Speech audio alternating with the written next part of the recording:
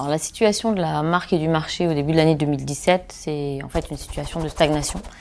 La marque stagne en termes d'equity, donc de force de marque, de désirabilité, de vente sur le core business aussi, qui n'est pas du tout porté par un marché qui, lui, pour le coup, est en décroissance. Alors avec cette campagne, on voulait recruter de nouveaux clients, qu'on n'a pas définis en termes sociodémographiques, mais en termes d'affinité avec les valeurs de la marque Lacoste. En termes d'objectifs pour cette campagne, c'était assez simple à définir, plus difficile à faire. Augmenter les ventes, pousser la désirabilité et pousser la force de la marque, donc l'equity. Dans un marché ultra bataillé, il fallait révéler la supériorité de notre polo, qui est d'être conçu depuis 1933, qui lui donne une légitimité historique incroyable.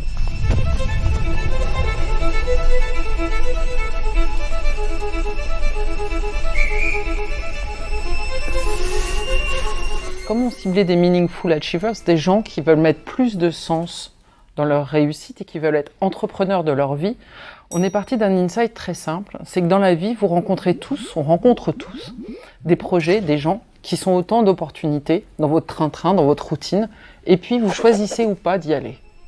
Et l'homme Lacoste, il choisit de l'embrasser, cette opportunité.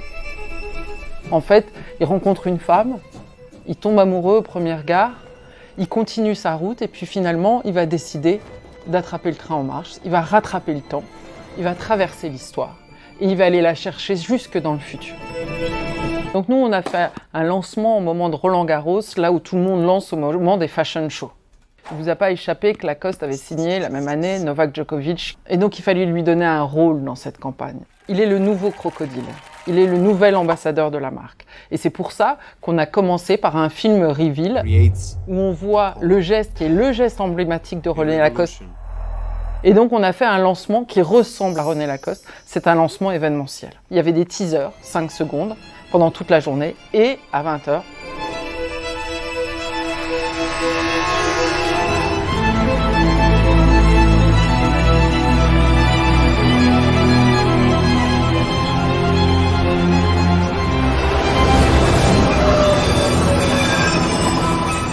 À partir de là, la marque elle a été déployée partout. On l'a fait en partenariat avec YouTube, avec Facebook, avec les régies en fait. Cette stratégie, c'est accompagné d'une très belle campagne presse, mais toujours cette même continuité d'une marque qui arrive à traverser l'histoire. Les résultats de cette campagne à la fin de l'année 2017 ont totalement dépassé nos attentes.